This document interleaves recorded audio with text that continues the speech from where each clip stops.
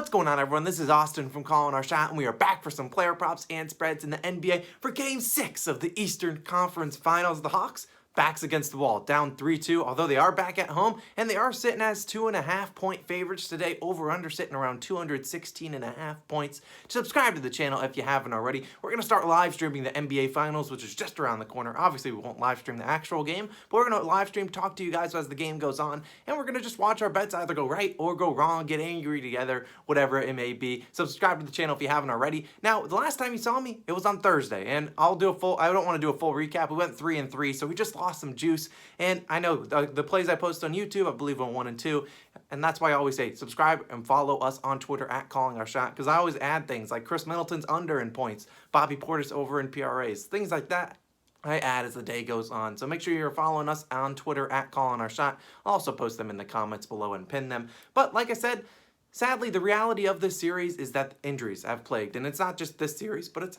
basically every single playoff series so far. Injuries have plagued it, so you see my picks don't really involve a lot of Hawks players because I don't really know what Trae Young's status is today. Could he play? I do expect him to play today, but could he be out? Yes, very, very likely. So it's hard to tell, so I'm not going to bet on a lot of Hawks, but as the injuries roll out and the odds boosts, you know we fade odds boosts. As those come out, we'll kind of decide where we like these plays. I do like Bogdanovic today, but it's hard to tell when Trae Young could be back, so we're going to keep moving on. We appreciate all the new people joining the community, especially all those COS All-Stars. We appreciate all of you guys on the screen. You guys are the real MVPs. If you want to become one of them, click the join button on the channel, and I'll shout you out in the next video. But like I said, we got some exclusive giveaways coming soon in the next couple months, so subscribe to the channel if you haven't already. Let's get after it today. Where are we going to start? And we're going to start with Mr. Khris, the Batman, or whatever you want to call him. We're talking Khris Middleton, over 8.5 rebounds. Now, it's sitting at -129. Might be a little bit juiced for you. And if you saw us in Game 5, the Game 5 video, we hammered Khris Middleton's assists and rebounds line, and he hammered it back for us in the game. I believe he ended up with 13 rebounds, I think 6 or 7 assists. Absolutely destroyed that. Maybe even 8 assists. I don't remember his exact line, but here we're just doing rebounds, and here's why. Obviously, Game 5, 13 rebounds. At Game 4, he missed this on the hook and just had 8 rebounds. But then Game 3, he had 11 rebounds. So he's cashed this in 2 of the last 3, but it obviously helps without Giannis. And he took full advantage, and he had 13 rebounds. Like we talked about in Thursday's video, in the last 4 regular season games without Giannis, Khris Middleton had 8 rebounds in all of them. So I know 8 rebounds is on the hook on this bet, but he only played 30 minutes in those games, whereas newsflash, I bet you Khris Middleton's not playing less than 30 minutes today. He played 45, yes, 45 minutes in Game 5, and he should see another healthy dose of minutes. Asking for 9 rebounds. He basically almost cashed that in the first half this past game, and we're locking it in. I'm not scared of Brook Lopez grabbing a lot of rebounds. Absolutely not. And I'll talk more about the matchup in a second when we talk about this next play. PJ Tucker, over 6.5 rebounds, sitting at +110. And so I know 2 rebound plays back to back, but hear me out. Both easily cashed in Game 5. And I think the betting point lines can be very difficult, and they're very sharp on those. But I think we had a good edge on both of these 2 rebound props. And here's why. You've seen, if you've been betting PJ Tucker's rebound line this series, you've seen it gone from 3.5 to 4.5 to 5.5, and now they're like, screw it, 6.5 rebounds. And there's no reason. I'm taking it for the plus value play. And here's why. PJ's game log from Game 1 to Game 5, he had 7, 7, 8, then 2, and then 11 rebounds in Game 5. He's been absolutely falling, and he's absolutely been cashing this pretty easily. And maybe I'm falling into a trap, but I will do just that. But let's think about it logistically speaking. And if you've watched, a minute of the series or watched some of the Hawks play on offense, they like to take advantage of matchups. It's not necessarily, Trae Young, you're getting guarded by Jrue Holiday, go at him. It's more of, we're going to set a lot of picks, we're going to get a lot of switches, and we're going to get Brook Lopez on Trae Young, or Danilo Gallinari on Pat Connaughton, Danilo Gallinari on a small guard, things of that nature, and that's where they exploit. Now, the best thing about PJ Tucker and even Khris Middleton, there really aren't matchups on defense that make them uncomfortable. You don't ever see them switch on to PJ Tucker. Like, all right, let's dump it into Danilo and let's go to work, or let's dump it into John Collins, go to work on PJ Tucker. It just doesn't happen like that. So you end up seeing a lot of Brook Lopez getting ISO balled on, or Bobby Portis and things like that, and that just takes the big guys out of the paint, and it leaves Khris Middleton and PJ Tucker down there to grab rebounds, and that's exactly why I'm taking both of their 2 overs. And plus, this is +110 play. I really like it, and I think we got a good chance at cashing this one. So I'm going to take it because I do think, like I said, they're going to pull those big guys out. Not that Brook Lopez really even likes to rebound. He had 7 rebounds last game. Don't even mind his under today, but we'll talk about that in a second. But Brook Lopez doesn't have any interest in grabbing rebounds. I think he had 7 rebounds last game. 4 of them were offensive rebounds. So he's not a defensive rebound specialist, and I'm going to lock it in. I'll take PJ Tucker over 6.5 rebounds, plus 110. And my final play of the day is going to be Jrue Holiday. And I say final play in parentheses because, like I said, as Trae Young injury news, odds boosts come out, I'm going to probably add some more plays on our Twitter at Calling Our Shot or in the comments down below. So if you're watching this later, I might have added a play down in the comments. Also, let me know your favorite play down below and your score prediction. I want to see if someone can predict the score right. But our final play, Jrue Holiday, under 16.5 rebounds plus assists, minus 114. And I know, here come the comments. Oh, but Austin, he just had 6 rebounds, 13 assists, blah, blah, blah. Look, why are you betting his under? I understand where you're coming from, but I got to be contrarian for this one, and I really feel like this shouldn't even be contrarian.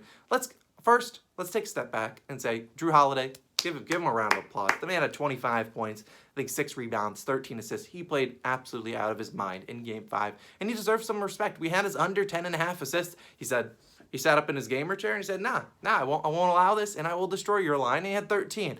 And so I don't think that's going to happen again today. The Hawks got flat out punked in Game 5. If you watched a minute of that, Portis and Brook Lopez dropped 33 points, 22 points.